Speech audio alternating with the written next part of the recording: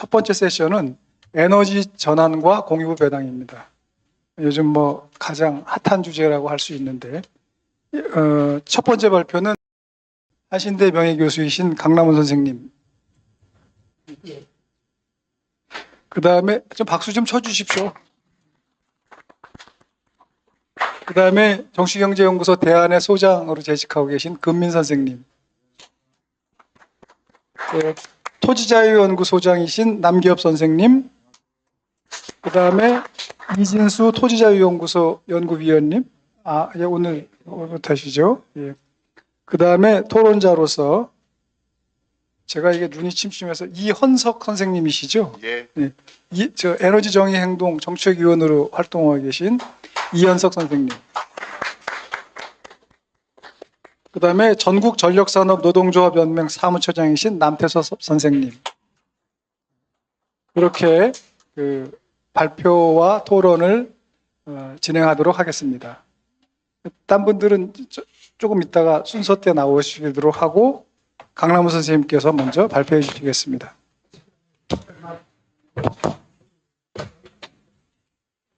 시간을요. 20분? 네, 20분. 네. 예, 제가 오늘은 조금 학술적인 그 경위를 발표해드리고 싶었는데 그 시간이 짧고 그렇기 때문에 여전히 좀 정책 위주로 말씀을 드리겠습니다. 그래서 에너지 전환 슬라이드가 좀 이렇게 모양이 조정할 수 없나요?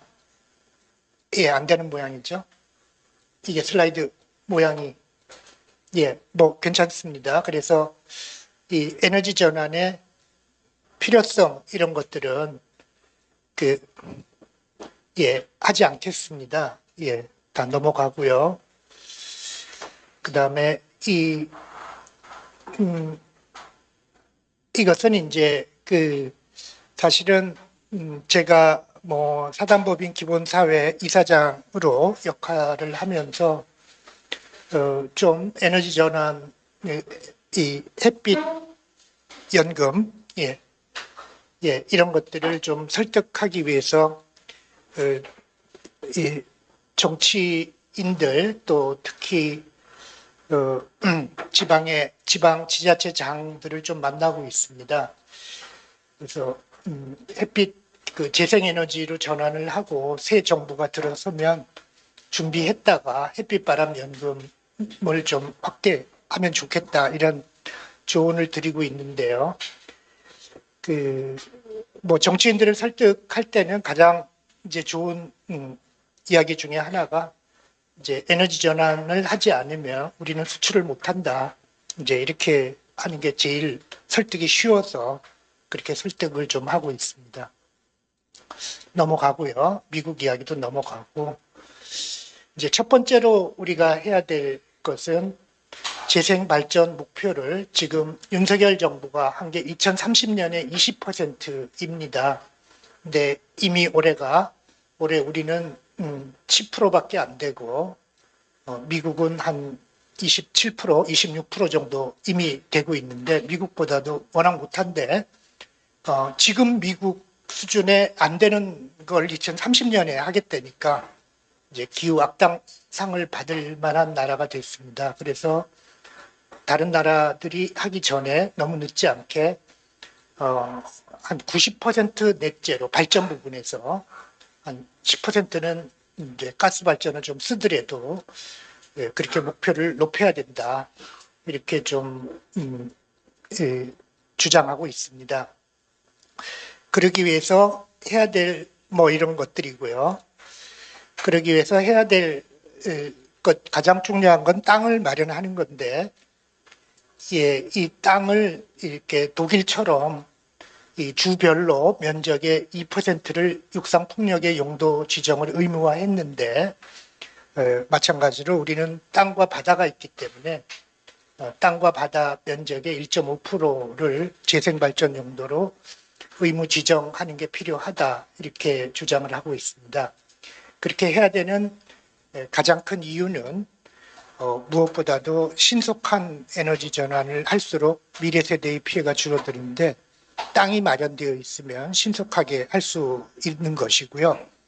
이렇게 체계적으로 그 다음번의 이유는 체계적으로 이렇게 전국적인 계획을 작성해 놓아야지 환경 부담이 최소화되는 발전 계획이 가능합니다. 지금처럼 민간 발전소를 차려서 민간 회사 중심으로 민간 발전소를 차려서 그 민간 발전 회사가 아무 땅이나 싸게 파는 땅 어딘가 뭐 산이든 뭐든 사가지고 부지를 크게 사고 그래 부지를 크게 산 다음에 거기를 뭐 산지를 태양광 부지로 용도 변경해달라 태양광 발전 필요하지 않냐 이런 식으로 하면 잘 안 나니까 뭐 공무원들한테 이렇게 뒷돈을 주기도 하고 그런 식으로 해서 용도 변경을 해서 산의 나무를 다 베고 거기다가 이제 재생발전소를 설치하는 이런 식으로 가면 환경 파괴가 너무 심하고 너무 부패하고 이제 그렇게 되겠습니다. 그래서 도시도 예외 없이 도시면 도시대로 뭐 이렇게 광역은 다시 기초로 해야 되겠죠. 이렇게 사실은 국공유지 좀 중심으로 도시는 좀 어려울지 모르지만 어쨌든 시골은 다 국공유지 중심으로 가장 주민 합의가 되고 가장 피해가 작은 데부터 이렇게 하고 전국적으로 그걸 체크해가면서 전국적으로 가장 피해가 작고 발전 비용이 작게 드는 그래서 이 땅을 마련하는 게 우리나라의 가장 관건이 되겠습니다. 쉽게 말하면 우리나라는 땅값이 이렇게 GDP에 비하면 제가 통계를 모르겠는데 미국이 한 5배쯤 비싸. 예, 미국이 한 5배쯤 되는 것 같아요. 근데 미국은 벌써 캘리포니아 지역은 그 주 정부에서 2% 정도 국유지 중심으로 재생발전 용도를 지정하려고 합니다. 독일도 했고 미국은 캘리포니아 주에서 서부 쪽 발전 전체를 위해서 용도 지정할 땅이 충분히 있고 미국은 그 땅값이 다 국유지 사막 뭐 이러니까 땅값이 제로고요. 예, 우리는 아주 비싼 세계에서 가장 비싼 땅값으로 마련해야 되는 나라니까 이게 매우 중요하겠습니다. 그래서 뭐 이거를 대선 공약에 넣을 필요는 없겠죠. 사람들이. 그렇지만 이제 이게 필요하다라는 걸 우리가 좀 해야 되고 재원은 지금 의견이 수렴되는 건 에너지 전환 기후 펀드를 만들자라는 쪽으로 거의 수렴이 됐습니다. 그래서 그러나 그 펀드도 1인당 한 1,000만 원까지 한 상한을 두어서 부자들이 10억, 20억 이렇게 더 많이 펀드에 가입하지 않도록 하고 1,000만 원을 낼 수 없는 그런 사람들을 위해서는 기본 저리로 기본 대출을 해주자 이런 쪽으로 지금 의견이 모아지고 있습니다. 그래서 기후 펀드는 이제 됐고요. 그래서도 모자라는 부분은 이제 기후 채권을 발행하자. 정부 차원에서는 민간 차원에서는 협동조합이 또 추가적으로 할 수 있겠죠. 또 기후 채권은 보통의 채권은 현재 세대의 소비를 위해서 그 미래 세대에게 부담을 지우는 행위지만 이 기후 채권은 미래 세대의 비용을 줄이기 위해서 기후 변화, 기후 위기 비용을 줄이기 위해서 현재 세대가 높은 에너지 가격을 감당하도록 고통을 하기로 결정을 하는 것이니까 이게 채권 발행이 또 마찬가지로 정당화될 수 있겠습니다. 그래서 땅과 돈이 마련되고 목표가 정해지면 이제 되는 거죠. 예, 되는 겁니다. 자, 그래서 그렇게 될 때 쟁점으로 여전히 남아 있는 건 민간 위주로 해야 된다라는 주장이 여전히 많습니다. 그리고 우리 사회의 더 주류라고 생각할 수 있고 그동안의 환경운동의 주류라고 생각할 수 있겠습니다. 그러나 햇빛바람 연금을 줘야 되지 않냐. 이제 이러기 위해서는 공공 위주로 공적인 투자 그다음에 공기업 위주로 하는 게 필요하다라는데 또 일부 이렇게 합의가 되어 있습니다. 그래서 기본소득이라는 아이디어가 지금 제가 볼 때는 아까 민간 중심으로 할 때는 굉장히 이렇게 문제가 많은데요. 여러 가지 문제가 있는데 치열한 논쟁입니다. 그래서 예를 들면 이제 에너지 공학을 전공하시는 그 이과 교수님들은 당연히 그런 생각을 하고 또 그동안에 이제 환경운동 또 그동안에 이렇게 민주당의 에너지에 관심을 갖는 그런 정치인들의 주류는 이제 민간 중심입니다. 그런데 그거를 설득을 하고 다시 바꿔내야 되는데 지금은 그걸 설득하는 거의 유일한 가장 핵심적인 게 이제 기본소득이 되겠습니다. 민간 중심으로 가면 주민들에게 나눠줄 기본소득 액수가 줄어든다. 이제 그게 가장 쉽게 설득할 수 있는 이제 그런 논리가 되겠습니다. 어쨌든 문제점의 핵심은 햇빛과 바람은 모두의 것인데 왜 민간 기업만 대부분을 다 가져가냐라고 하는 것이죠. 예.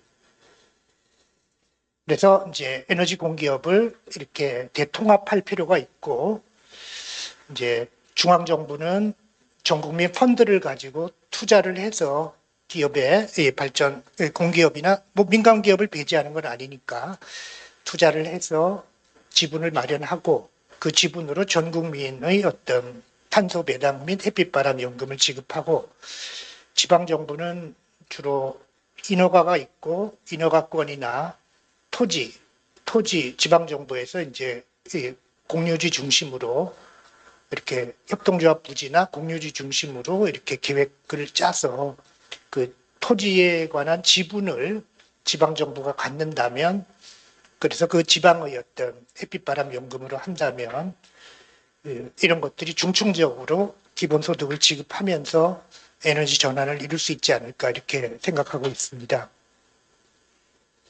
핵발전소는 다 오늘 우리가 논쟁을 할 필요는 없을 것 같습니다. 여기서는 더 설명할 필요는 없을 것 같고요.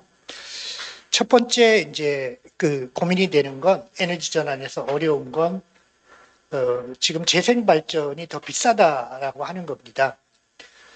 일부 이 재생 발전 에너지 전환을 주장하는 분 중에서 이미 그리드 패러티가 달성됐는데도 이 화성 마피아와 원자력 마피아가 이렇게 경제적으로 더 불리한데도 화석 발전을 고집한다 이런 논리를 펴는 경우가 있지만 그 그리드 패러티가 그렇게 달성되기는 좀 어렵고요. 그때 주장하는 분들은 LCOE를 주장하는데 간단하게 말하면 LCOE는 전력 그러니까 단위 메가와트 아워 혹은 주로 이제 메가와트 아워당 생산 비용을 비교해서 이것이 매년 몇십 프로씩 떨어지고 있기 때문에 된다라고 하는데 그게 되는 게 아니고요. 실제로는 LFSCOE 그래가지고 이건 뭐냐면 이 메가와트 아워의 전력 수요를 충족하기 위한 총 비용입니다. 이제 전력 수요를 충족하는 거하고 전력을 생산하는 거하고 무슨 차이가 있냐면은 태양광은 낮에 생산이 되는데 저녁에 수요를 충족시켜야 되거든요. 그러니까 낮에 쓸 것 더하기 저녁에 쓸 것만큼의 용량이 발전 용량이 필요하고요.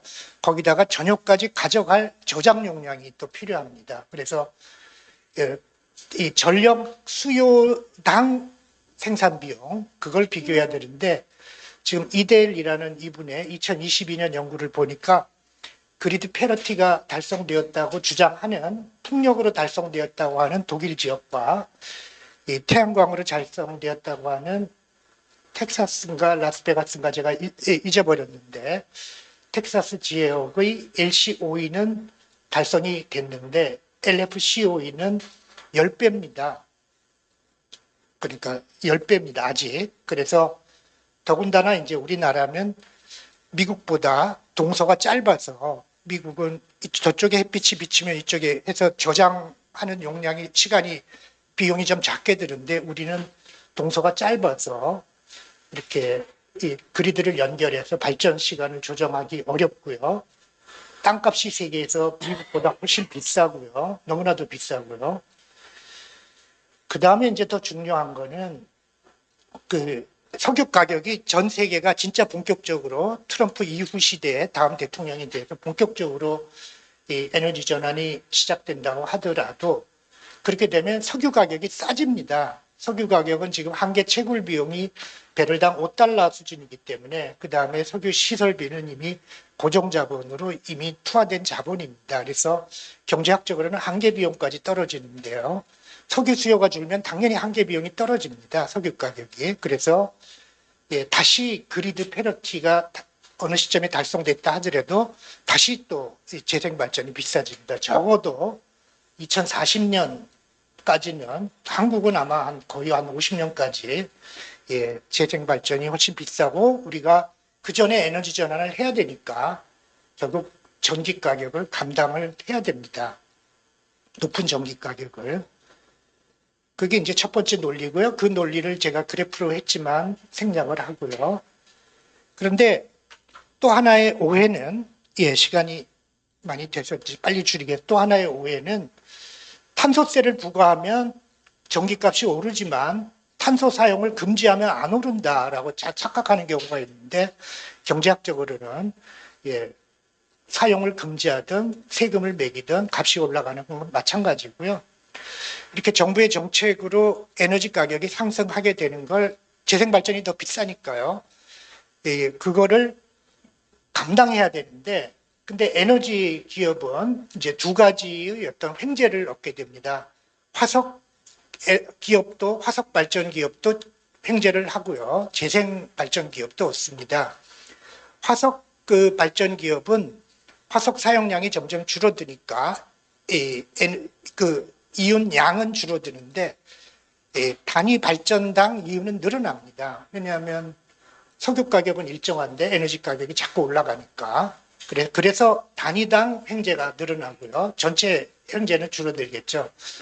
이 재생발전 기업은 이윤 양도 늘어나고 지대량도 이걸 지대라고 하는데 경제학적으로는요. 지대량도 늘어나고 이제 단위당 지대도 늘어납니다. 그래서 두 가지 지대가 다 드러나는데 화석 발전 기업의 이 지대는 탄소세, 탄소 배출권 거래제 등등으로 환수하면 좋고요. 그러나 이거 물론 시간이 줄어들수록 줄어들겠습니다. 그 다음에 햇빛 재생 발전 기업은 세금을 매기면 좀 억제하고 그런 효과가 있기 때문에 에너지 전환이 방해가 되니까 그거보다는 지분 투자를 해서 지분을 받아서 이렇게 햇빛 바람 연금으로 나눠주는 두 가지 방식으로 지대를 환수하면 좋겠다 이런 이야기가 되겠습니다.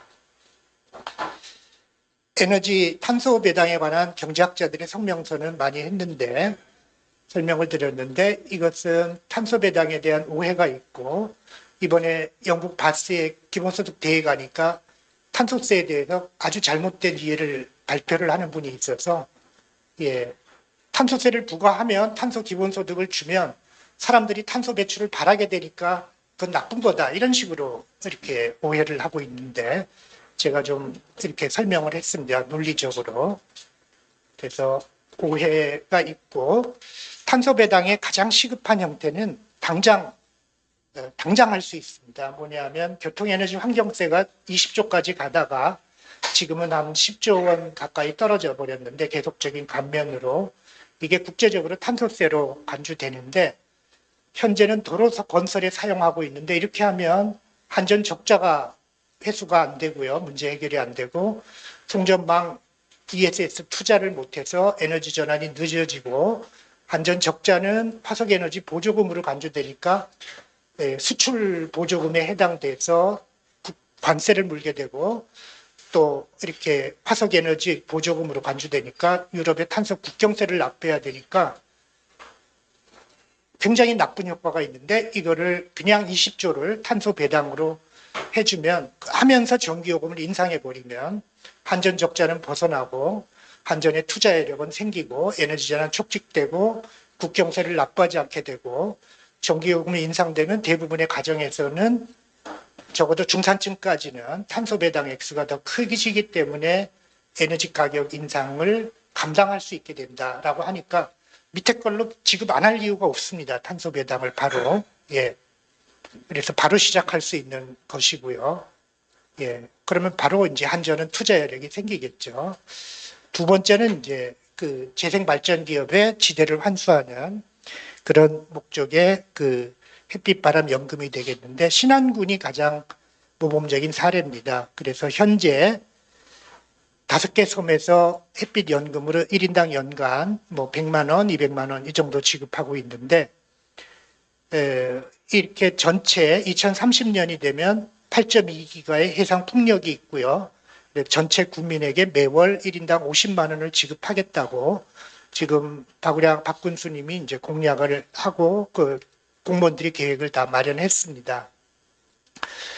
근데 물론 윤석열 정부는 이 그리드를 연결을 금지시켰기 때문에 이게 지금 지체되고 있는데, 그러나 이 신안군이 이렇게 나눠주는 몫은 주민들에게 물론 전체 주민에게는 아동수당을 조금 줍니다. 여기서 좀 떼가지고요.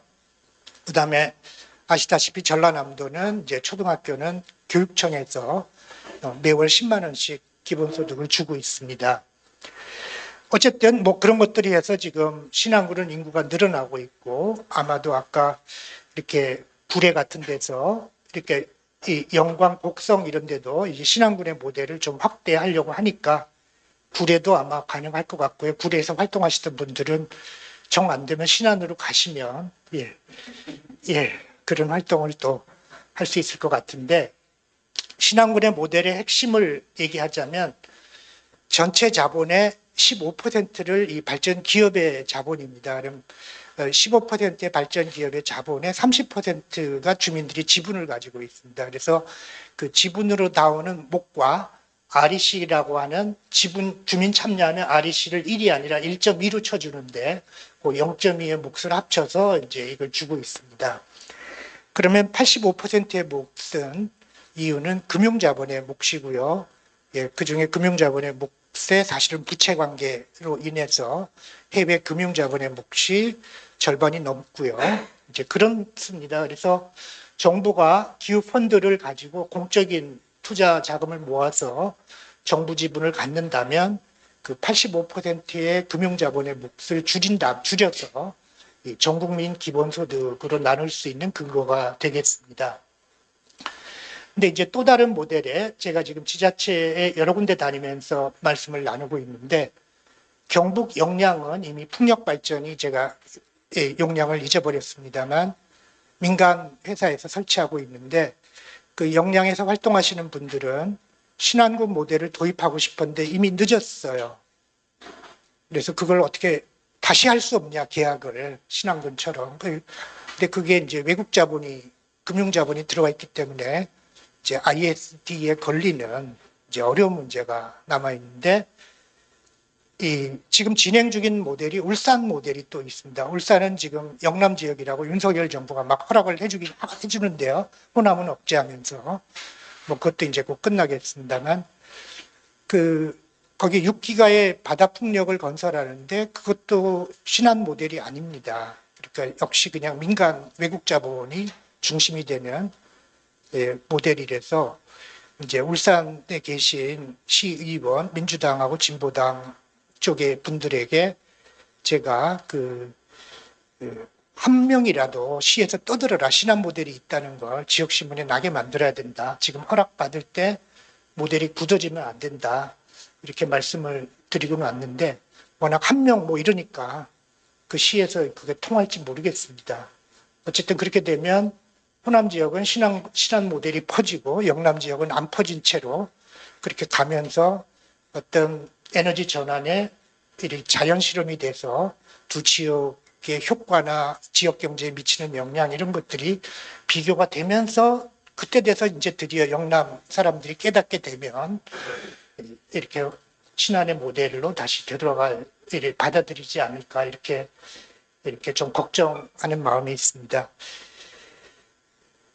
그래서 이 탄소 배당은 이제 곧 사라질, 점점 줄어들 모델이지만 지금 당장 할 수 있고요.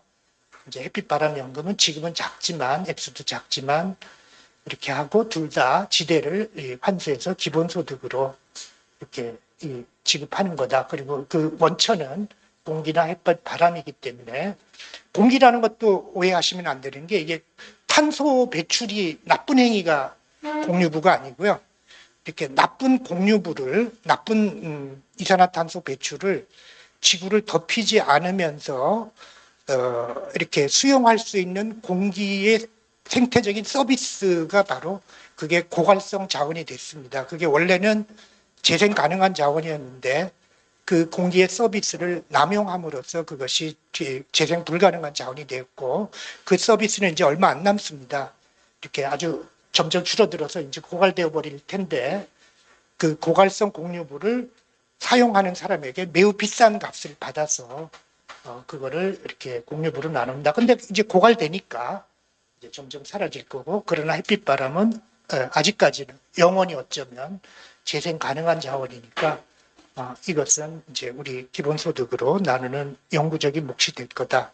이렇게 되고요. 제가 쓴 글이 있는데, 글의 마지막 부분에 뭐 어떤 사람이 태어나면 이렇게 상징적으로 햇빛과 바람, 땅과 출생 축하금으로 중앙정부에서 아니와 지방정부에서, 그러니까 땅 몇 평과 바다 몇 평, 그 위에 있는 태양광 패널은 이 출생하는 아이의 것이다. 네, 기본 자산을 주고, 다만 그 기본 자산을 팔거나 돈으로 바꿀 수 없고 거기서부터 나오는 소득을 죽을 때까지 받는다. 이제 그걸 가지고 살아가는, 그러니까 땅과 햇빛을 이렇게 출생 선물로 받는 그런 어떤 미래 사회를 우리가 만들 수 있지 않을까 이렇게 생각합니다. 예, 마치겠습니다.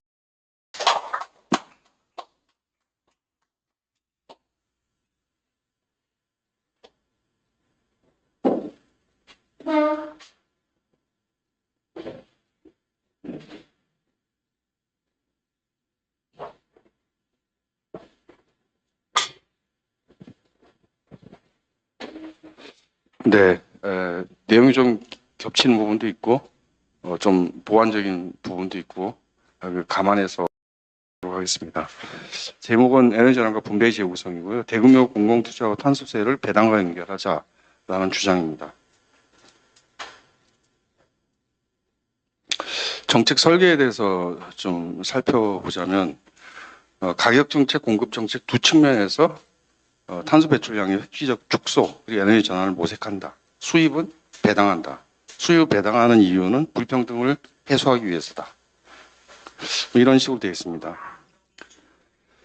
즉, 탄소세처럼 단순히 가격 정책만이 아니고, 그리고 공공 투자를 중심으로 하는 공공 에너지 전환 정책을 통해 가지고 공급 정책 차원에서도 에너지 전환을 모색하고 동시에 해야 된다라는 주장입니다. 일단 탄소 가격 정책부터 살펴보자면, 이 정책의 목표는 탈탄소 경쟁을 통한 탄소 배출량의 축소입니다. 생태 경제학에서 이코노믹 리미트, 경제적인 한계라는 개념이 있는데요. 그러니까 자연 자원을 파괴적으로 사용해서 얻는 효용보다 비용이 더 높으면 한계에 도달했다. 전지구적으로 보면 지금 이미 한계에 도달했고, 단순히 경제적 한계가 아니라 뭐 종의 한계, 뭐 생물학적 한계까지 도달해 있죠. 그런데 사실은 개별 경제 주체의 측면에서 보면 아직 한계에 도달하지 않았습니다. 이득을 얻을 수 있는 거죠. 지대가 수치가 가능한 거죠. 뭐 사정은 여전히 그렇게 흘러가고, 지난 세기 마지막 찌꺼기가 어느 강대국의 대통령이 됐습니다. 그리고 그가 지명하려는 재무부 장관은 333 정책이라는 걸 하겠다는데, 마지막 3이 하루에 300만 배럴을 석유를 더 증산하겠다라는 겁니다. 즉 값싼 화석연료를 통해서 이 관세 등으로 생길 수 있는 경제적인 피해를 갖다가 최소화하고 미국의 성장률을 3%대로 유지하겠다라는 정책입니다. 만약 그렇게 되면 낮은 화석연료 시대가 도달할 거고, 그리고 여러 가지 문제가 생기겠죠.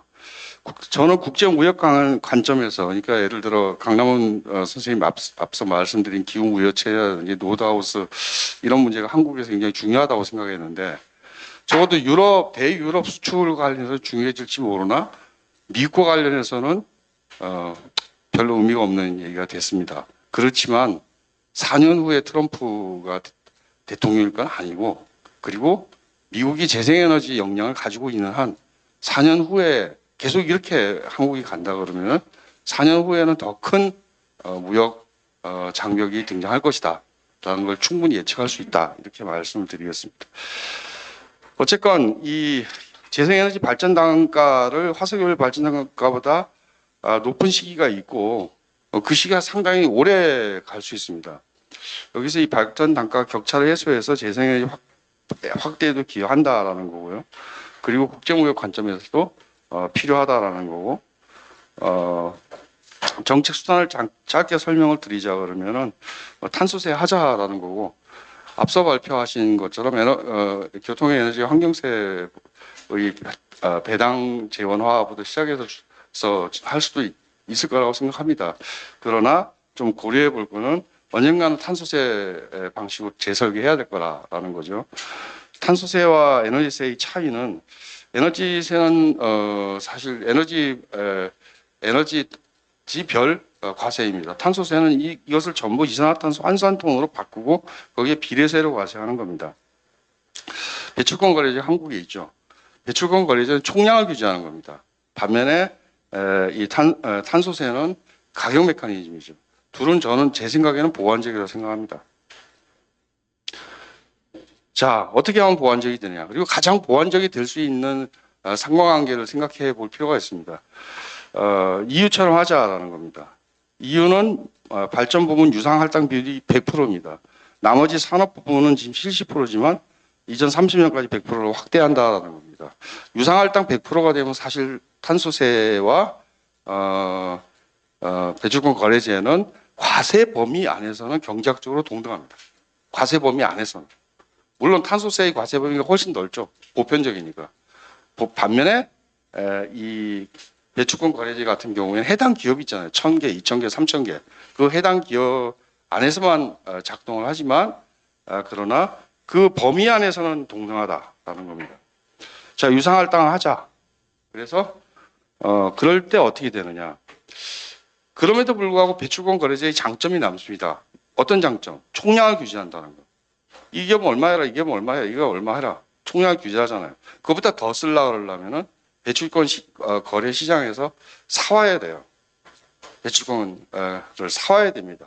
살 때 거래 가격, 경매 가격이죠. 경매 가격은 당연히 배출권 거래제 공시된 유상할당 공시가격보다 높게 거래될 가능성이 많습니다. 그렇게 해서 서로 보완적으로 할 수 있을 거라는 거고, 그다음 이상적인 탄소세율은 어마어마하게 높죠. 저탄소세율을 당장 하자 그러면은 뭐 찬성할 시민들이 얼마나 많을까 이런 생각을 하는데 그보다 기업에서 난리가 나고 그럴 겁니다. 어쨌건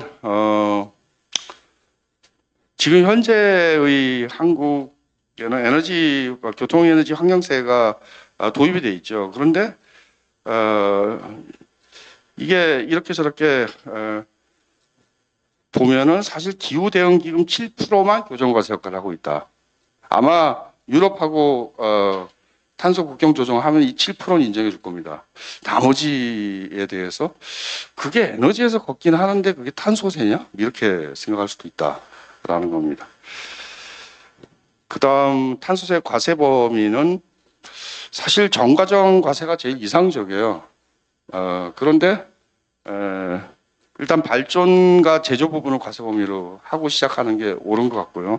그리고 운송의 경우에는 35년에 화석연료 사용하는 내연기관차 판매 금지처럼 일종의 직접 규제 정책을 사용하는 것도 괜찮을 것 같다.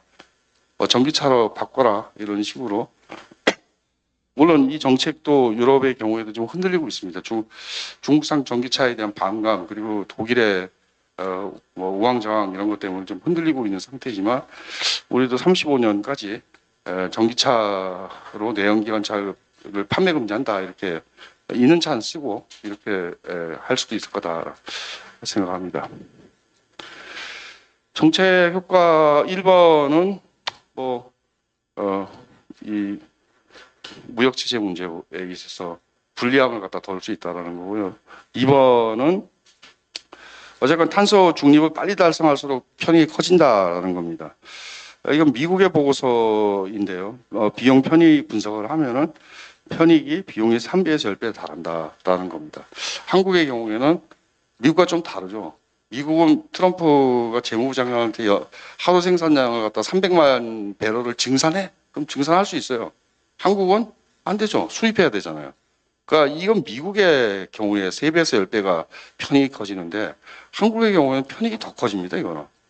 그래서 계산할 필요도 없는 거라서 이거 한번 계산해달라고 누구한테 의뢰할까 하다가 뭘 계산을 해요. 어차피 다 석유는 대왕고래에서 나오지 않는 이상 수입하는 건데 그 계산하지 말자. 뭐 30에서 100배일 수도 있다. 이런 과장이지만요. 그런 생각이 들었습니다. 탄소 배당을 왜 하냐? 탄소세 교정 기능을 강화한다라는 거고요. 탄소세에 대해서 캐나다나 스위스 같은 데에서 실험을 하고 있잖아요. 실험이 아니라 이미 시행을 하고 있잖아요. 거기 조세 귀착 문제를 보면 다 소비 전가된다. 소비자한테 전가된다고 나옵니다. 배당을 하는 국가이기 때문에 특히 소비자한테 전가가 된다라는 부분에 대해서 잘 파헤치고 있고, 그래서 이 탄소 배당을 할 경우에 소비자들이 구매력 약화가 일어나지 않는다라는 게 중요합니다. 특히 저소득층의 구매력 약화가 일어나지 않는다. 그러면 어떤 교정 역할을 갖느냐? 그럼에도 불구하고 생산자와 생산자 간의 탈탄소 경쟁, 기업과 기업 간의 탈탄소 경쟁은 강화됩니다. 세율이 높기 때문에. 탄소 배당을 하면은 탄소 감축량 목표치에 따라서 탄소 세율을 더 많이 올릴 수가 있습니다. 그러면 탈탄소 경쟁은 더 강화가 되고 그래서 교정 기능, 즉 바람직한 시장을 유도할 수 있는 교정 과세 기능이 더 강화된다. 교정 과세 기능을 강화하기 위해서는 탄소 배당을 해야 된다. 탄소 배당하지 않은 채 그렇게 많이 올릴 수가 없습니다. 그러면 노란 조끼 보험기 일어날 거예요. 뭐 이렇게 이 에너지세, 탄소세에 대해서 보수적이고 소극적 접근을 할 게 아니라 과감하게 세율 인상하는 스위스가 그랬죠.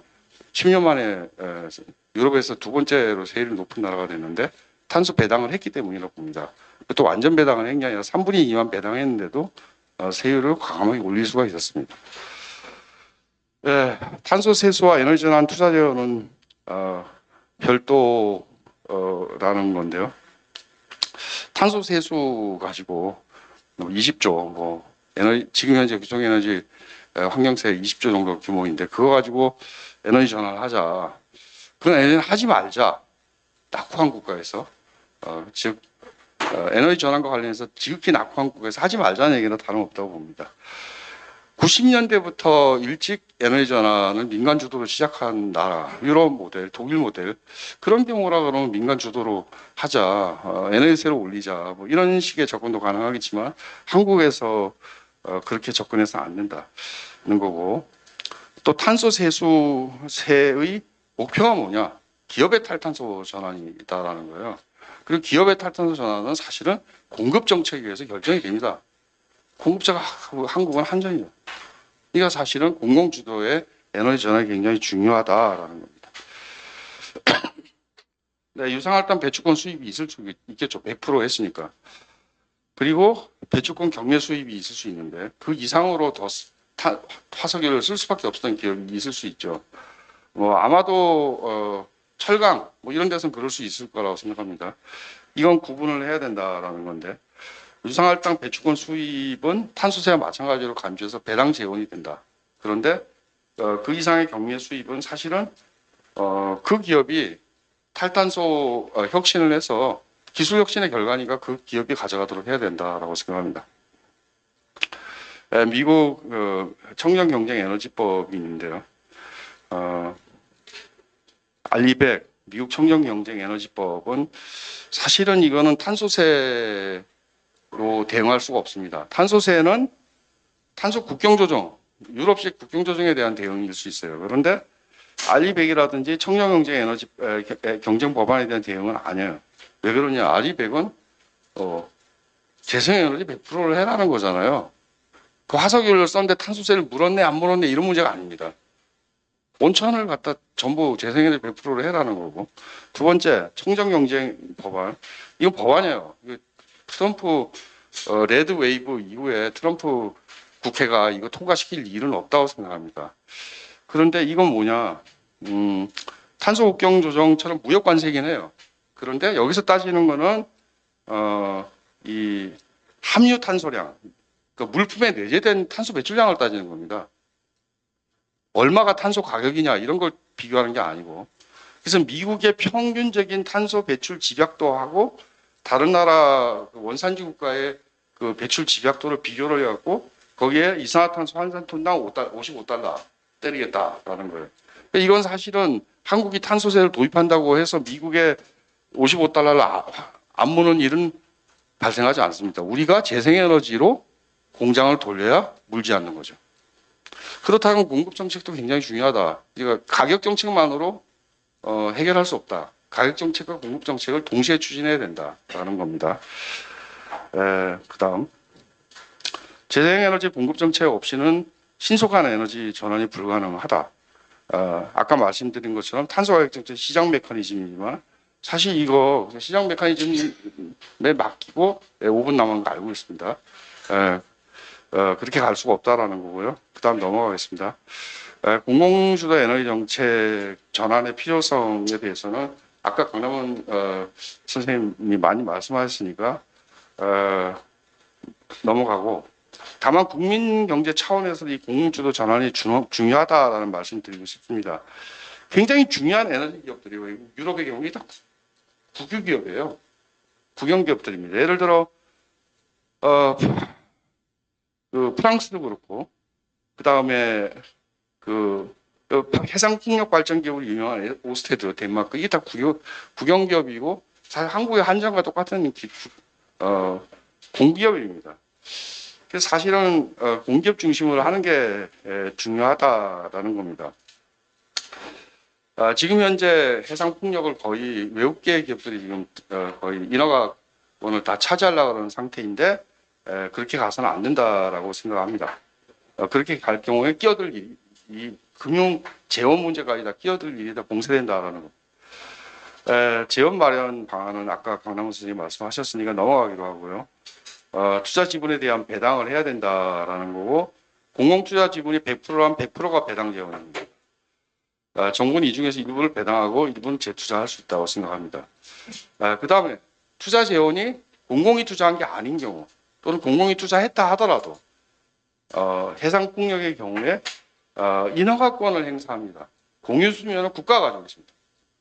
공유 수면에 거기 해상 풍력 발전소를 짓니 많이 이게 다 인허가권을 국가가 가지고 있는 거고, 그러니까 지금 유수한 그 해상 풍력 발전 기업들이 와서 우리 여기 해상 풍력 하겠다 그러고 인허가를 받으려고 그러는 거 아닙니까?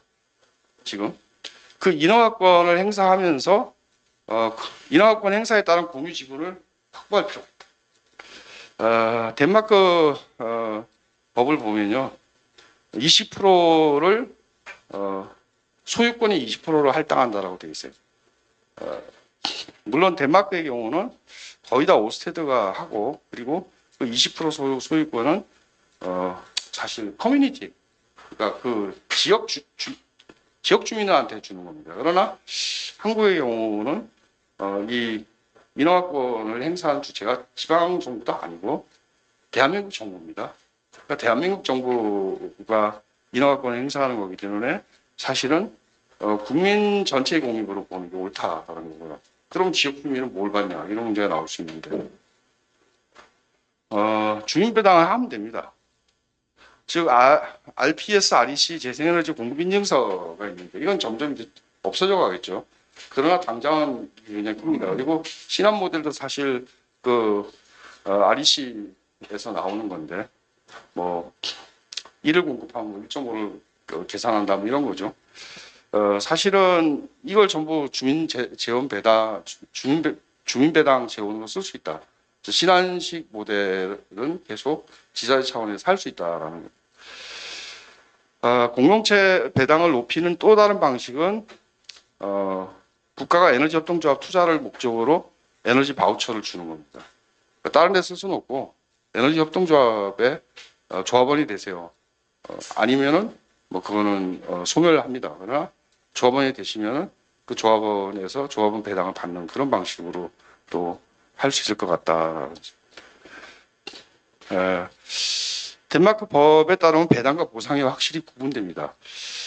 이게 한국의 이제 사례들을 보면 이게 배당인지 보상인지가 좀 애매한 이중적인 성격들이 굉장히 많은데, 배당은 발전회사와 국민의 공동체인 코오너십이라고 써 있던데, 덴마크 법에 보니까 근거한 거고, 보상은 풍력 발전 인근 주민에 대한 보상이고 배당과 별도입니다. 그리고 보상이 한 번에 끝나는 게 아니라 계속 이어질 수도 있어요. 왜냐하면 인적 거리에 따라서 계속 피해를 보는 거 아니에요. 그래서 돈 받는 건 똑같고 계속 주기적으로 받는 거니까 배당인지 보상인지가 애매하지만 분명히 구분해야 된다라고 법에 되어 있습니다. 해상풍력발전소의 경우에 인적 거리에 따라 차등 보상할 수 있다. 어민 피해 등에 대해서 별도로 보상한다. 이렇게 되어 있습니다. 우리도 이런 식으로 하면 될 것 같고요. 그다음 어쨌건 에너지 전환을 하면은 생산에 있어서 이 생태적 전환이 이루어지죠. 그러나 그렇지만 뭐 그게 소비 차원의 생태적 전환까지 완전히 되려고 그러려면 글로벌 차원에서 모든 국가가 해야 됩니다. 한국의 에너지 전환을 해도 한국에 소비하는 소비품은 다른 나라에 생산이 되고 거기에는 뭐 굉장히 많은 탄소 배출이 있을 수 있죠. 그래서 에너지 국경 조정 같은 거는 유럽 중심의 보호무역 체제라고 생각을 할 수도 있겠지만 좀 거시적으로 보면 그런 것만이 아니고 전체적으로 생산과 소비 전체에 있어서 경제적인 정과정에 있어서 이 탄소 배출량 감축을 목표로 하는 제도라고 볼 수도 있는 겁니다. 그리고 또 하나는 여기 쓰지는 않았지만 어쨌건 재생에너지 전환을 통해서 GDP가 늘어날 수 있다. 그럼 넌 탈성장에 반대하는 거냐? 이렇게 질문이 들어올 수도 있는데 탈성장이란 명목의 축소가 아닙니다. 명목 성장률에 비물질 성장도 가능한 거예요. 물질 성장률의 축소가 탈성장이다. 그래서 물질 처리량을 축소하는 관점에서 바라봐야 된다. 그래서 제조, 에너지부터 시작해서 제조까지 이루는 전체적인 생산 차원에서의 어떤 물질 처리량의 감소가 중요하다라는. 에너지 전환과 소비 차원의 통관한 감소는 별도라는 거 말씀드렸고, 그다음 네, 왜 배당해야 되는가 말씀을 드려야 되겠네요. 어쨌건 에너지 전환, 녹색 전환을 통해 가지고 불평등이 더 커진다. 이건 안 된다.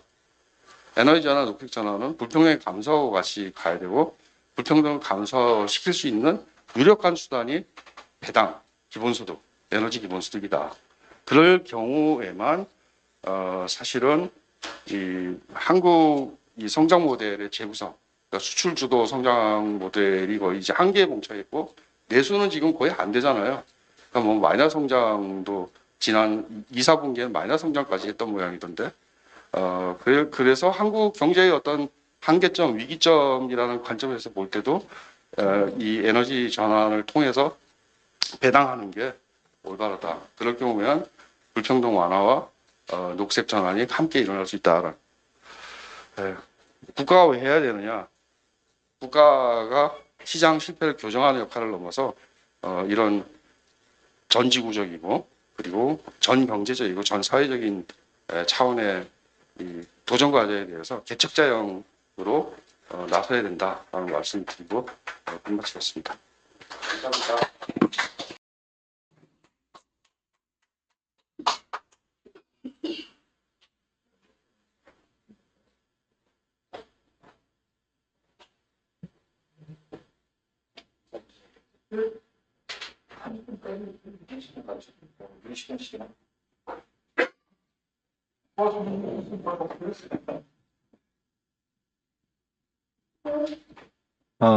예. 의 남규입니다. 원래 이준수 연구원하고 같이 자료를 만들었는데요. 발표는 제가 하도록 하겠습니다.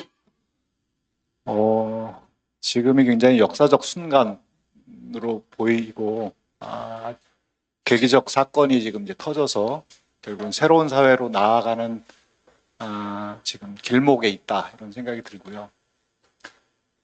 식민지, 분단, 독재 이런 잔재를 완전히 벗어날 수 있는 절호의 기회가 아닌가. 근데 그것이 단순히 그냥 정치 체제나 여러 가지 문제만을 일으키는 게 아니라 새로운 사회에 대한 상상력을 이렇게 억제하고 그런 것을 우리가 너무 많이 경험했는데 지금 우리가 여기서 고민하고 있는 것은 제안하고 있는 것은 새로운 사회에 대한 얘기잖아요. 저는 지금 밖에서 벌어지는 또 우리가 곧 참여할 그런 것이 지금 이거를 앞당기는 일이라고 생각하면서 그 중에 가장 중요한 게 땅 문제가 아닐까 그런 생각으로 좀 발표를 해보겠습니다. 불평등을 부동산의 관점에서 한번 다뤄보면요. 외환위기 이후에 중요한 변화가 생겼는데 하나는 노동시장에서 하나는 금융시장에서 생겼습니다.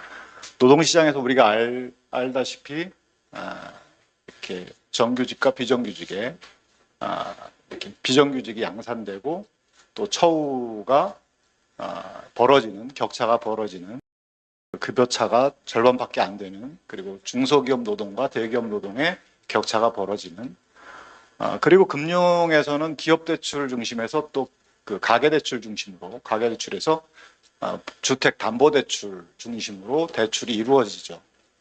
그러니까 소득에서 불평등이 생기고 좋은 직장에 다니는 괜찮은 직장에 다니는 사람들은 그걸 가지고 자산 시장으로 달려가고 자산 시장에 달려갈 수 있게 해주는 게 바로 금융이죠. 계속해서 이제 돈을 대주고 그러면 자산에서 불평등이 발생하니 또 소득이 낮은 사람은 자산 시장으로 들어갈 수도 없고 자산은 그냥 있는 게 아니라 자산에서도 소득이 발생하니 그게 바로 또 소득 불평등을 낳고 이것이 악순환이 돼서 여기까지 왔다. 그리고 우리 사회는 복지의 그 매트리스의 두께가 너무 얇기 때문에 개인적으로 다 복지를 마련해야 되기 해서 그걸 이제 자산 기반 복지, 근사한 말로 자산 기반 복지라고 부르는데 그래서 더 부동산으로 달려간 것이 지금 한국 사회의 모습이다. 여기서 전환이 필요하다 이런 생각이 듭니다. 그러면서 그 우리나라는 다른 나라하고 달리 특히 부동산에 가계 자산이 몰려 있는데요. 80% 가까이가 부동산에 이렇게 몰려 있다. 근데 이 부동산에서 부동산이라고 부르지만 부동산은 건물하고 땅하고 이제 합을 부동산이라고 부르는데 거기서 그 문제가 되는 것은 땅입니다. 예. 건물은 시간이 지나면 낡고 또 우리가 다 쓰러져가는 재건축 아파트를 보면 그것이 건물값이 비싸서 비싼 게 아니라 땅값이 비싸서 비싼 거죠. 그러니까 땅의 문제인데 이 땅의 문제가 망국적 부동산 투기, 불평등, 환경 파괴, 부정부패 이런 것의 핵심 원인이다. 땅 문제를 해결하는 것이 굉장히 중요하다.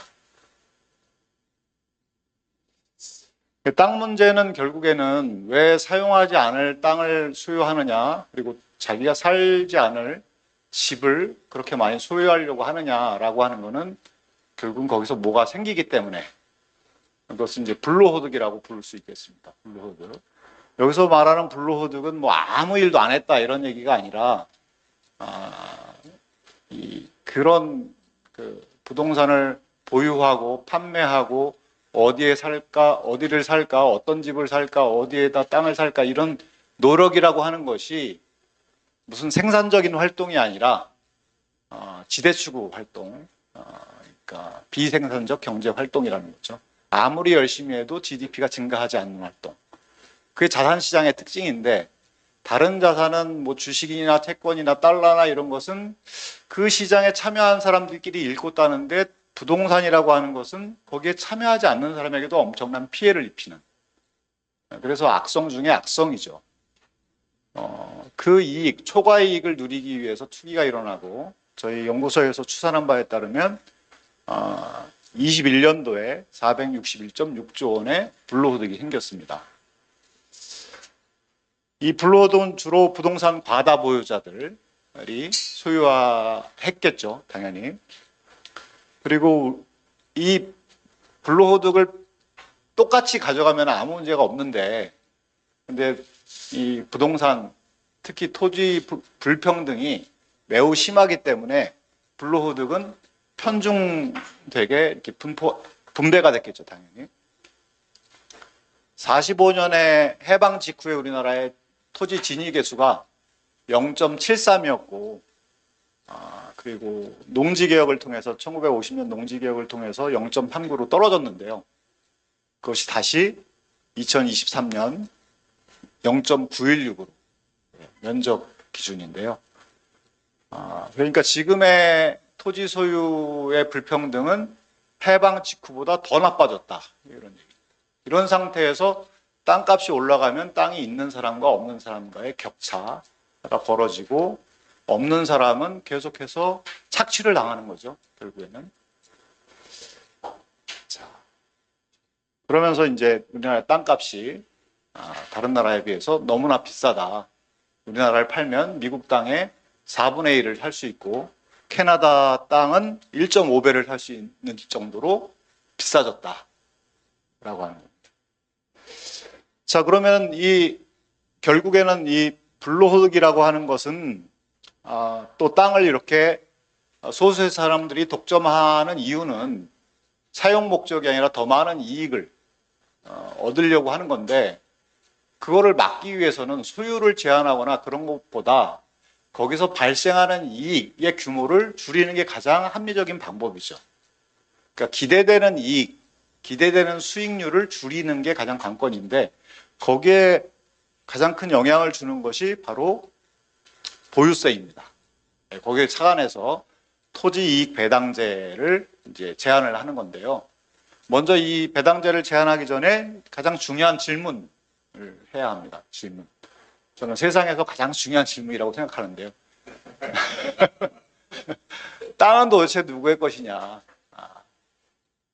곧 저는 토지 배당제, 토지이익 배당제, 다른 이름으로 또 부를 수 있겠지만, 이것이 입법 과정에서의 논쟁은 결국에는 땅은 누구의 것이냐로 수렴되지 않을까. 저는 그 논쟁이 일어날 것이 가장 기대됩니다. 정말 땅은 누구의 것이냐. 사람이 만들자는 땅, 자연자원, 생태환경은 누구의 것이냐. 라고 하는 거죠. 우리가 질문을 해보면 사실은 토지나 이런 생태, 자연자원은 다 모두가 누려야 될 거고 지금 우리뿐만 아니라 후대에도 다 누려야 될 것이다 라고 하는 것에 이의를 제기할 사람은 없습니다. 예, 그걸 가지고 우리가 평등한 토지권이라고 이렇게 부를 수 있겠죠. 이해관계를 떠나서 생각해보면 다 동의할 수가 있는 얘기입니다. 그럼 땅에서 발생하는 이익은 누가 만들었느냐? 그거는 땅 주인이 만든 게 아니라 사회가 만들었죠. 땅 가치가 올라가는 것은 사회가 창출한 가치입니다. 그러면 그거는 토지 이익을 그럼 일반 세금으로 걷어서 일반 재정으로 사용하는 것이 평등한 토지권 정신에 부합하는 거냐 아니면 배당이 더 그 정신에 부합하는 거냐 질문을 해보면 배당하는 것이 왜냐하면 권리가 있으니까 이렇게 혜택을 누리는 것이 내가 토지에 대한 권리가 있으니까요. 모든 사람이 그것이 평등한 토지권을 누릴 수 있는 가장 좋은 방법은 토지에서 발생하는 이익의 일부를 더 많이 환수하면 환수할수록 좋고 일부를 환수해서 배당으로 나눠주는 게 가장 정의로운 방법이다 싶습니다. 결국엔 토지 보유세라고 하는 형식으로 세금을 걷어야 되는데요. 이 두 사람이 스티글리츠나 비클리가 토지 보유세가 가장 좋고 이렇게 하면은 투기도 잘 안 일어난다. 경제 효율도 올라간다. 건물에 부과하는 것은 그렇게 좋은 방법이 아니다. 라고 하는 것이 이 두 사람의 공통된 의견입니다. 이 사람들은 이걸 걷어가지고 기본소득으로 나눠야 된다. 이런 얘기는 안 했지만 보다 철학적으로 정의론 관점에서 보면 모든 사람에게 배당으로 나누는 것이 좋다. 이런 결론이 도출이 되고요. 배당으로 왜 나눠야 되느냐라고 하는 것에 종부세에서 우리가 좀 경험을 얻을 필요가 배울 필요가 있는데요, 교훈을. 종합부동산세는 참여정부가 2005년도에 연말에 이제 입법화에 성공을 하는데요. 이제 보유세 강화의 방법이죠. 보유세를 강화해서 투기를 조금 억제하자, 잠재우자 이런 생각이었고, 그거를 후퇴시키지 못하게 하려고 지방 정부의 재정으로 분배를 했습니다. 그래서 울릉도에도 주고, 경북 봉화에도 주고, 거기 점수를 이렇게 부여해가지고 어디에는 더 많이 주고 이렇게 했는데, 그렇게 한 거는 국토균형발전이라고 하는 그 명분을 내세웠지만, 실제로는 만약에 종부세를 후퇴하려고 하면은 지방 정부가 반대할 거다라고 하는 그런 계산을 했던 것 같아요. 그런데 실제로 후퇴를 시켰는데도 지방 정부에서는 별로 이렇게 반대는 하지 않았습니다. 기대했던 호위무사가 나타나지가 않은 거죠. 근데 수혜자 세금을 가지고 종부세를 지방에 교부를 해줬는데 그 세금을 가지고 뭐 마을에 마을회관을 지어주거나 뭐 이랬을 텐데요. 근데 마을회관에서 어르신들이 농한기에 모여서 화투를 이렇게 치는데 화투를 치면서 종부세를 만든 노무현을 그렇게 욕을 하는 겁니다. 예.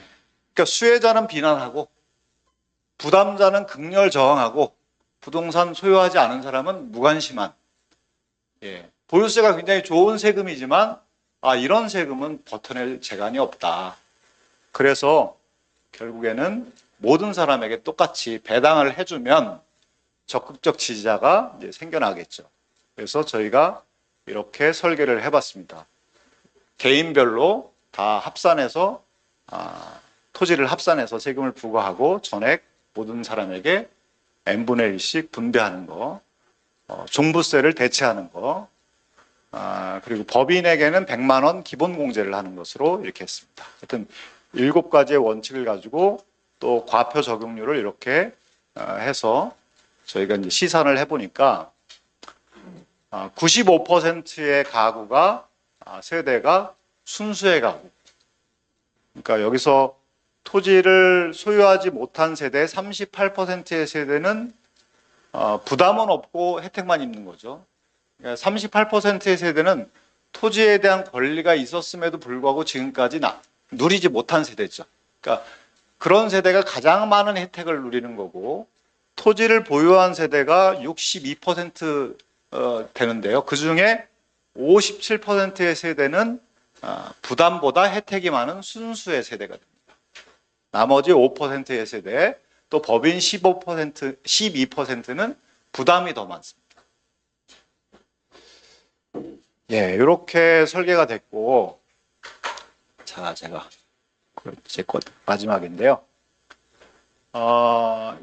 예상 효과 2가지로 이렇게 볼 수 있을 것 같아요. 네.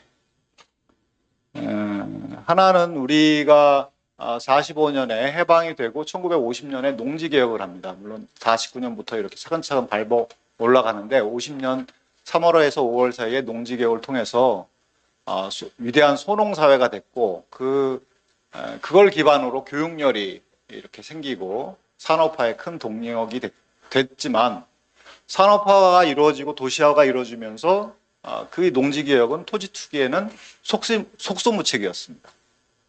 그런데 토지이익 배당제, 토지 보유세를 모두에게 배당하는 그것을 하게 되면 투기가 잘 안 일어나는, 오히려 농지개혁의 효과보다 더 좋은, 투기가 잘 안 일어나고 경제 효율이 증가하는 그런 나라가 될 수가 있다. 그리고 모든 사람에게 배당을 해주기 때문에 내가 대한민국 주권자로서 지금 이제 주권자의 자각이 지금 이제 더 이제 강해지고 자각한 사람들이 더 이제 행동으로 옮기게 되는데, 주권자로서의 내가 대한민국 국민이구나라고 하는 자각이 더 생기고 그런 당당한 자긍심이 생기는 그런 제도다. 그런 효과를 가져오는 정의로운 기획이다. 이렇게 말씀드릴 수 있을 것 같습니다. 네, 경청해 주셔서 감사합니다.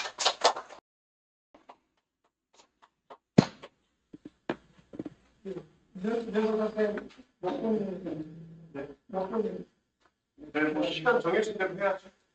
네, 그러면 10분 이내로. 뭐 앞으로 나라도 네. 아니 자유로가 아니에요. 같이 할게요. 예. 이거는 전부 가지고 나와서 또 토론문도 읽으시는 줄 알아요.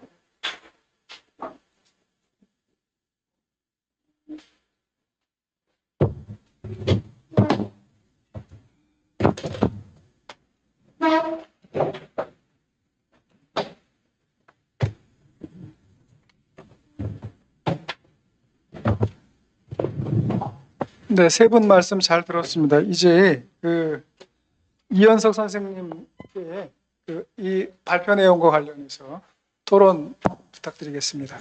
예, 소개받은 이현석입니다. 최근 한두 달 사이에 비슷한 토론회가 좀 여러 번 있었습니다. 그리고 그 사이에 조금 내용도 좀 보강된 것 같기도 하고, 좀 정돈된 것 같아서, 그때 했던 얘기에 대해서 조금 뭐 간략하게 앞서 했던 얘기들과 뭐 기본적인 코멘트하고, 오늘 사실은 이제 토지 문제 관련해서 얘기가 또 추가로 나왔길래, 이제 그거가 관련해서 추가로 좀 말씀을 더 드리겠습니다. 일단은 지금 현재 뭐 전국은 굉장히 혼란스럽고 뭐 되고 있는 상황입니다만은 뭔가 이제 변화가 시작될 것 같다라고 하는 기대, 그리고 변화가 되지 않으면 사실 기후 위기를 막을 수 없다라고 하는 또 그런 어떤 절박함, 이런 것들이 같이 좀 섞여 있는 것 같습니다. 그런 측면에서 이제 에너지 전환의 동력을 어떻게 만들 것이냐 라는 측면에서 좀 최근에 이제 기본소득을 고민하셨던 분들이 이 태양광 재생에너지 부분에 굉장히 관심을 많이 갖고 있는 건 굉장히 좋은 일이라고 봅니다. 조금 이제 저는 이제 구체적으로 정책과 운동을 하는 사람의 측면에서 몇 가지 좀 지적과 앞으로의 좀 우리가 풀어야 될 과제를 좀 얘기하고 싶습니다. 대표적으로 바로 얼마 전에, 바로 지난주로 기억이 되는데요. 정부에서 오늘 얘기가 나왔었던 교통에너지 환경세에 따라서 부과되고 있는 수송용 유류세를 내년도 2월까지 또 이게 유류세 낮춰주는 거를 계속 연장하겠다라고 발표를 했습니다. 벌써 몇 년째 그러고 있거든요. 근데 사실 이제 그런 그 교통에너지 환경세를 탄소세의 하나의 지렛대로 썼으면 좋겠다는 얘기는 벌써 몇 년째 나오고 있습니다. 근데 사실 운동사회에서도 이 문제와 관련해서 논의가 없는 정도를 떠나서 몇 차례 말씀드렸습니다만 저는 아예 공개적으로 수송용 유류세 인하를 반대한다 그랬다가 굉장히 많은 비판을 받고 그런 적이 있습니다. 소위 얘기하는 노동자 민중의 이익을 얘기한다는 사람들이 이 수송용 유류세를 인하하는 조치에 어떻게 반대할 수 있느냐 이런 거죠. 그러니까 많은 사람들이 이 지금 교통에너지 환경세가 부과되고 있는 사실을 잘 모르거나 아니면은 그 교통에너지 환경세를 인하하는 것이 서민들의 경제에 도움이 된다고 생각하고 있습니다. 정부도 그렇게 설명하고 있고요. 근데 실제로 여러 가지 연구들을 보게 되면은 사실 더 큰 차를 갖고 있거나 더 부유한 사람들이 더 많은 혜택을 보고 있다라는 연구들이 굉장히 많고, 그래서 일반적인 정부도 인정하고 있는 바입니다. 그런데 운동 진영 내부에서조차도 사실 저 문제에 대해서 정리가 되지 않은 것이죠. 그래서 저는 조금 더 구체적으로 재원을 확보한다는 측면에서 교통에너지 환경세와 관련한 논의를 빠르게 정리할 필요가 있겠다. 탄소세 역시 마찬가지입니다. 사실 기후진영 내부에서 탄소세 도입을 해야 된다는 주장을 했다가 굉장히 많은 공격을 받고 있는 사람 중에 한 사람입니다. 그 비판의 지점도 동일한 거죠. 소위 얘기하는 탄소는 상품이 아니고 그 상품에 과세하는 행위들, 이런 것들은 적절치 않다는 비판이 기후진영 내부에서조차 있고요.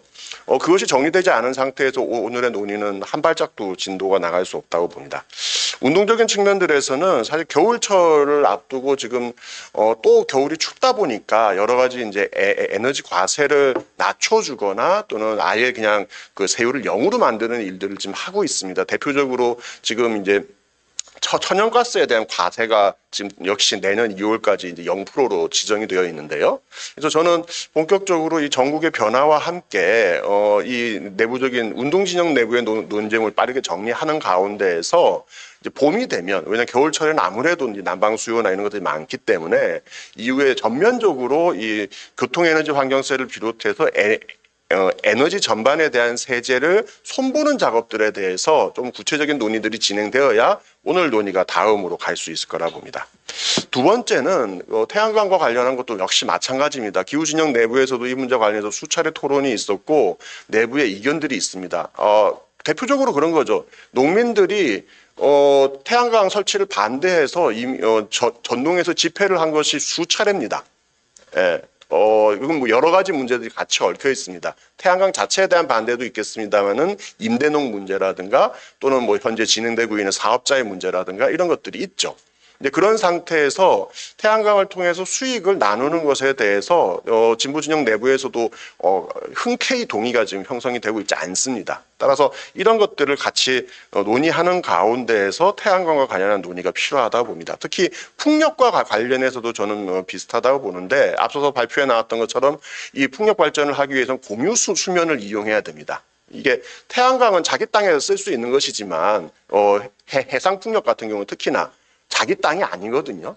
그 공유 수면에다가 폴대 박아가지고 이 풍력 발전을 하는 겁니다. 그것을 이용하는 것과 관련해서 어떻게 사회적으로 통제할 것이냐에 대해서 더 많은 토론들이 필요할 것 같습니다.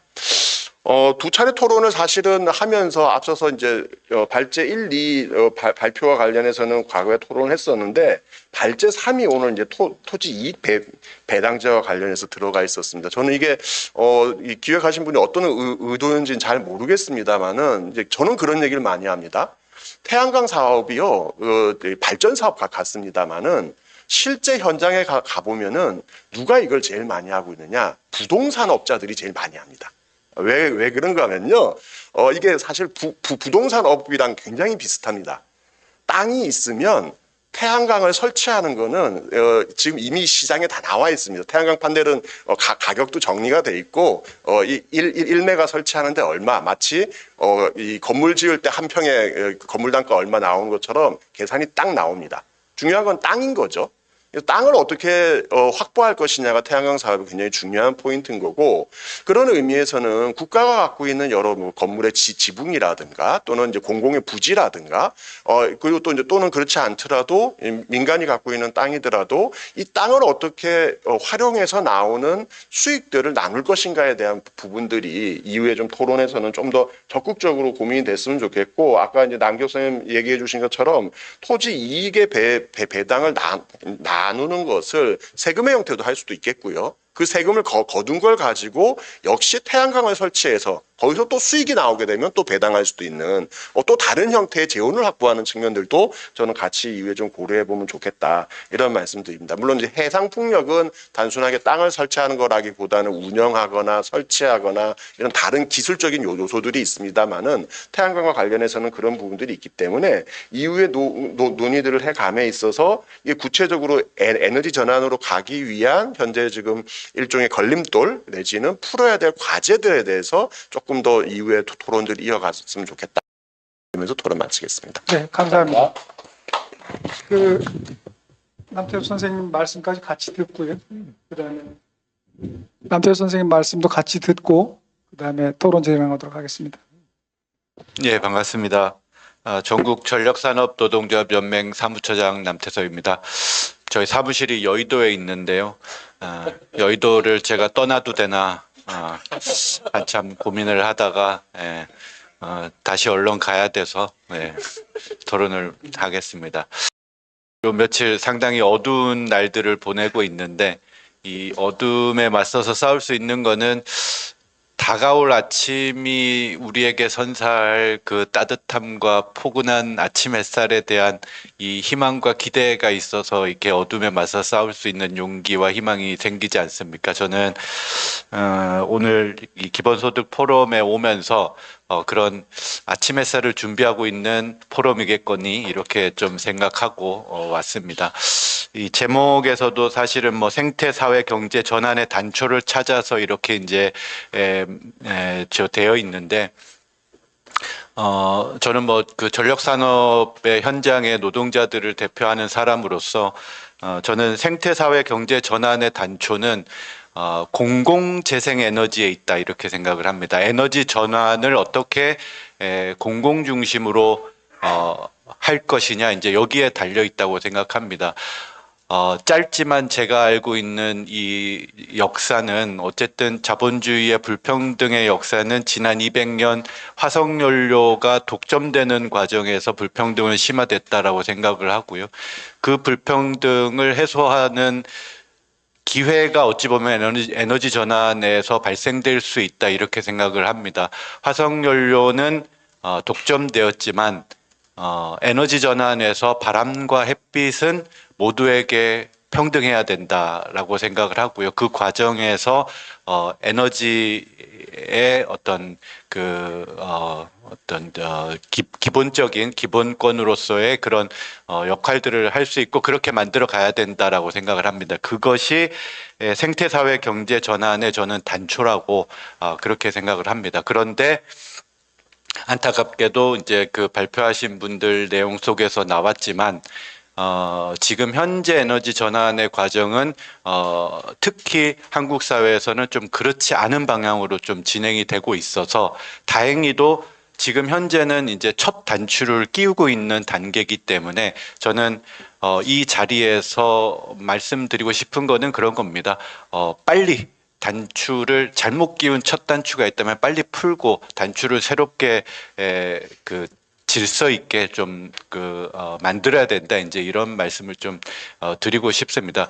특히 해상 풍력이 더욱 그렇습니다. 이제 저는 그 전기를 만드는 노동자로서 해상 풍력이 가지는 여러 가지 의미들이 큽니다. 그거는 우리가 삼면이 바다라서 작은 땅덩어리에서의 어떤 태양광, 물론 그런 거 따지지 말고 많이 해야 되지만 태양광보다는 어쨌든 우리한테 유리한 거는 해상에서의 풍력입니다. 더더군다나 태양광은 보통 저희가 이제 관성 전원이라 그러는데요. 이렇게 주파수를 맞추지를 못합니다. 그런데 향후에 석탄화력 발전소와 같은 이 화석 연료, 화석 발전소들이 이제 주파수를 맞추는 역할을 해왔었거든요. 그러니까 이게 이제 사라졌을 때 대체할 수 있는 것은 해상 풍력입니다. 해상 풍력은 관성 전원이기 때문에 주파수 추종이 가능하거든요. 그래서 태양광과 해상 풍력 중에 무엇이 기저 전원이라고 하는 이제 기초 전력 발전으로서 역할을 할 거냐면 그게 해상 풍력입니다. 그래서 해상 풍력이 더욱더 이제 우리한테 중요한 건데요. 근데 현실은 지금 현재 해상 풍력이 사업 허가권 단계까지 가 있는 게 88개인데 그 중에 77개의 허가권이 해외 자본과 민간에게 이미 허가권이 가 있습니다. 공공이 소유하고 있는 거는 단 7%밖에 되지 않습니다. 근데 문제는 그 해외 자본이 단순히 그 투자만 한 것이 아니고, 그러니까 우리나라에서 이 해상풍력 발전을 운영하려고 하는 민간 그 회사들이 운영 목적을 가진 사들이 이제 그 자본만 그 유치한 것이 아니고, 이 해외 자본은 우리나라에서 발전 사업까지 할 생각을 가지고 있습니다. 그래서 실제로 발전 사업 허가권에 명시되어 있는 이름은 외국인들이 다 되어 있습니다. 그럼 만약에 이것이 그대로 고착화된다 그러면 미래 세대의 에너지 발전을 외국 자본이 외국이 소유하고 오히려 한국전력에 파는 이런 모양새가 된다는 거죠. 그러면 어찌 보면 우리는 이 불평등을 극복하고 이 생태사회 전환의 단초가 될 수 있는 이 에너지 전환의 기회를 또다시 놓쳐버리게 되는 저는 이제 그런 거라고 생각을 합니다. 그래서 지금 현재 에너지 전환, 특히 어떻게 그 공공 중심으로 할 것이냐 이것이 이제 중요합니다. 그런데 안타깝게도 이게 이 어떤 좀 소위 진보 진영 내에서도 오히려 한국전력과 같은 이 공기업의 이 전력 산업 체계가 오히려 에너지 전환을 가로막고 있다. 이제 이런 주장들이 있습니다. 그러니까 저는 상당히 좀 동의도 못할 뿐더러 상당히 좀 위험하다. 그러면 결국에는 지금 현재의 전력 산업의 공적 체계를 무너뜨리고 오히려 자본의 경쟁으로 내놨을 때 에너지 전환이 훨씬 더 속도감 있게 진행될 것이다. 이제 이런 주장인 건데, 일단 기본적으로 그 주장 자체도 틀렸습니다. 일단 왜냐하면 오히려 질서 있게 그리고 더 빠른 속도로 그 에너지 전환을 할 수 있는 거는 지금 현재 우리가 가지고 있는 전력 산업의 공적 체계를 어떻게 잘 활용할 것이냐 이겁니다. 아주 운 좋게도 지난 신자유주의 그 열풍 속에서 모든 나라들이 다 영미식의 그 신자유주의 과정에서 전력 산업을 개방하고 민영화를 할 때 우리는 중단이 됐습니다. 그래서 아직까지는 다행히도 전력 산업의 공적 체계가 남아 있고 저는 이것을 어떻게 활용하느냐가 훨씬 더 중요한 과제라고 생각합니다. 아까 오스테드 얘기도 나왔지만 오히려 민영화를 했던 나라들도 오히려 그것을 공적 체계로 바꿔서 화석연료 중심의 오스테드와 같은 회사를 오히려 전 세계 해상풍력의 4분의 1을 운영하는 그런 어떤 신재생 에너지 기업으로 오히려 변화시키는데 우리는 우리가 가지고 있는 이 공기업 체계를 활용할 생각을 더 해야 된다. 왜 그러면 공기업 체계에서 발전 공기업들이 이 신재생 에너지 사업을 못하냐? 그거는 정부 정책이 그렇게 발전 공기업들을 운영을 해 오고 있습니다. 전기요금으로 해서 이제 한전의 이 재무구조가 악화된 상태에서 재무구조가 악화됐으니 발전 공기업들은 그 재무 영향을 그대로 이제 쉐어하고 있거든요. 그래서 정부의 그 경영 평가와 정부가 오히려 이제 발전 공기업들이 신재생 에너지에 투자하는 것을 오히려 축소시키고 철회시키고 있습니다. 그러니까 그런 상황에서 에너지 전환이 빨리 해야 되니 빨리 민간 자본을 투여해서 에너지 전환을 시켜야 한다. 이게 지금 현재 진행되는 모양새거든요. 그래서 결론을 말씀드리자면 저는 오히려 지금 현재 가지고 있는 이 전력 산업의 공적 체계를 오히려 더 적극적으로 활용을 해서 에너지 전환을 해야 한다 이렇게 생각하고요. 그리고 그 에너지 전환 과정은 앞으로는 그것이 무조건 공기업이 100% 다 해야 된다 이런 것은 아닙니다. 에너지 안보에 대한 재생에너지에 대한 여기서의 공공에 대한 정의는 새롭게 내려져야 됩니다. 그래서 공기업이 잘할 수 있는 건 공기업이 하는 게 맞고요. 근데 공기업이 해서 오히려 장점이 안 될 수도 있는 것들은 사실은 다른 어떤 공공의 방법들을 만들어내야 됩니다. 그러니까 어떻게 이익을 공적으로 향유할 것이냐의 차원에서 그것이 지자체가 하는 방식이 됐건 아니면 어떤 협동조합과 같은 사회적 경제가 하는 방식이 됐건 그런 것들이 이제 찾아 나가야 할 방법이고요. 근데 어쨌든 지금 현재 가지고 있는 이 전력 산업의 공적 체계를 오히려 활용해서 에너지 전환의 공공성을 담보하는 이것이 꼭 필요하지 않나 이렇게 합니다. 예. 이상입니다. 예, 고생하셨습니다. 지금 시간이 없어가지고 사실 토론을 하기는 어려울 것 같고요. 플로어에서 한두 번 질문을 받고 질문 자체가 문제 제기일 수 있으니까 답변을 할 수 있다면 하겠지만 플로어에 질문하실 사안이 혹시 있으십니까? 네, 유영선 박사님. 마이크를 쓰셔야 돼요. 녹화.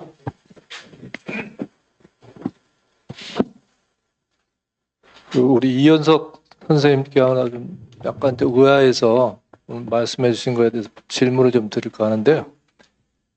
탄소세 부과하는 것에 대해서 이것도 하나의 물건 아니면 어떤 제품이 아닌데 왜 세금을 부과하냐 해서 약간 논란이 있고 아직 그 부분에 대해서 동의가 안 돼 있다는 식으로 발언해서 좀 놀랐는데 왜 이게 우리 보통 경제학에서는 피구세라고 해가지고 피고비언 텍스를 충분히 부과를 하는 거고 이론적으로는 아마 충분히 다 수용이 될 거라고 보는데 왜 왜 그런 그거를 안 받아들이는지 그게 네, 좀 뭐- 이해가 안 돼서. 예, 저는 뭐 그 주장에 동의를 하지 않습니다만은 사실 지난번 총선에서 녹색정의당이 이제 탄소세를 주요한 공약으로 냈거든요.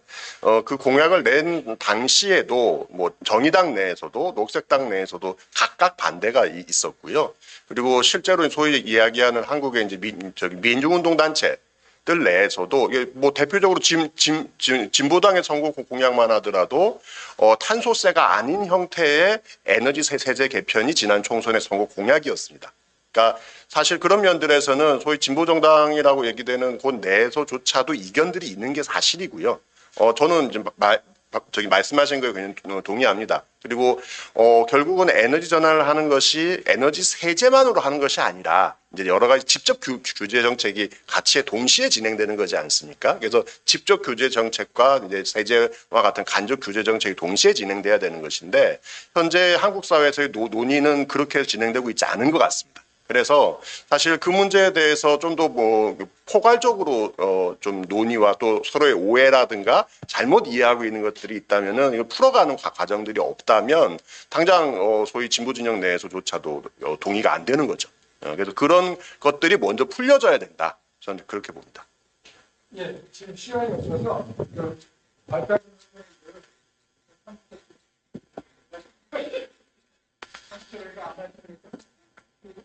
상황은 아까 윤 선생님 말씀하신 대로 잘 말씀하셨고요.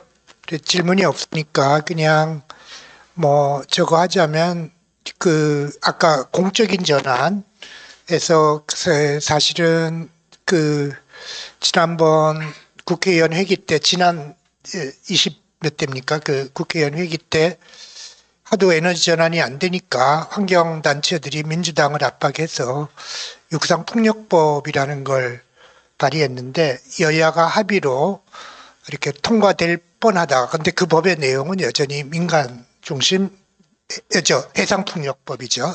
폭력발전지원법, 뭐 특별법인데 여야 합의로 통과될 뻔했는데 뭐 제가 이름을 말씀드려도 좋을 것 같은데 그러니까 이제 그때 햇빛 바람 연금을 뭐 전국적으로 하자 뭐 이런 이야기들이 있었기 때문에 대선 때 그렇기 때문에 그 당시 이제 우연하게 정책을 검토하던 민병덕 의원이 그 법안의 내용에 보니까 다 이익을 다 민간 발전사가 재생에너지 전환은 좋은데 민간 발전사가 다 갖게 되면 자기 당 대표가 얘기하는 햇빛연금은 줄 돈이 없다.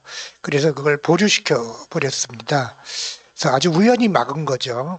그래도 지금 벌써 80몇 개가 지금 저렇게 되고 있는데 그래서 이제 지금은 육상폭력법이 똑같은 법이 다시 올라가 있는 것 같고요. 또 여야 합의로. 그러나 우리 기본소득당에서 지금 육상폭력법을 준비 중에 있습니다. 그래서 거기는 공공위주 그리고 배당을 하는 공공위주의 법이 일단 발의는 될 것 같은데 올해 논의해서 매우 좀 주목해서 봐야 될 것 같고요. 또 하나 더 제가 말씀을 못 드린 건 신한 그 박우량 군수가 2030년에 월 50만 원을 주겠다고 해놓고 이번 주에 그 공약을 업그레이드합니다. 월 100만 원 정도 수준으로 액수는 얘기 안 하는데 자기는 100만 원 주겠다라고 이제 말로는 계속 떠들고 있습니다.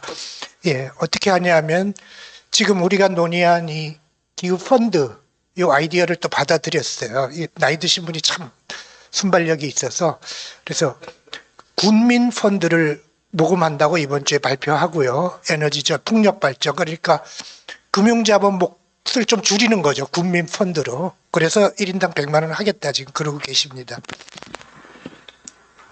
네. 먼저 하시죠. 안 하신다고 그랬었어요.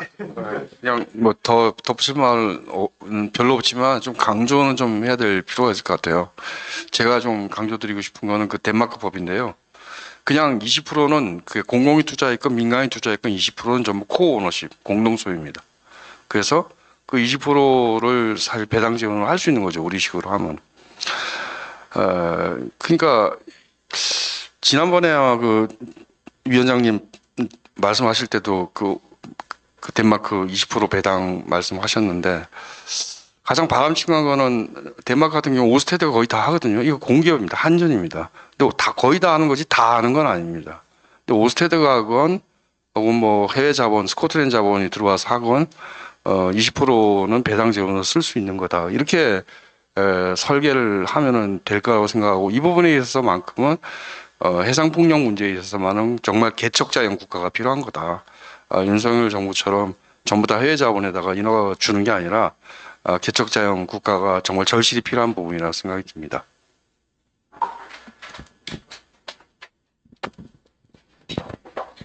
예, 저는 발표 시간이 좀 작아가지고, 아까 제가 저희 연구소에서 제안한 땅에서 온 기본소득 토지배당에 있는 내용인데요. 저희가 쓴 책에 50만 원 지역화폐로 지급하는 거로 했지만 도입되는 거는 뭐 되게 격렬한 논쟁과 엄청난 과정이 필요하겠죠. 쉽지 않은 과정인데 일단 도입이 되면 이제 앞으로 전진한다라고 하는 거. 샘 알트만이라고 하는 사람 우리가 알고 있듯이 그 사람이 자기 미국에서 똑같은 방식의 토지에서 이익을 환수해서 이렇게 배당하는 거를 했는데 이 사람은 이제 연 273만 원을 계산을 해서 제시를 합니다. 예, 저는 이제 50만 원으로 제안을 했지만 이제 시작이 되면 앞으로 전진을 한다. 그리고 이것의 의미가 뭐냐면 땅이라고 하는 것은 모두의 것이구나라고 하는 것. 그러니까 자본주의가 시작될 때 인크로저 운동, 토지 사유제가 급속도로 되면서 이제 자본주의가 시작되면서 여러 가지 문제가 일어났는데 이 토지이익 배당제가 실현되는 것은 자본주의 극복의 하나의 계기적인 사건. 전 세계에서 아직 한 번도 이런 일이 일어나지 않았는데 땅 문제가 가장 심각한 우리나라에서 이것이 이루어진다면 아주 세계사적 사건이 될 수 있다. 이런 의미를 말씀드리고 싶었습니다. 이상입니다. 예, 고생하셨습니다. 빨리 끝내도록 하겠습니다. 예.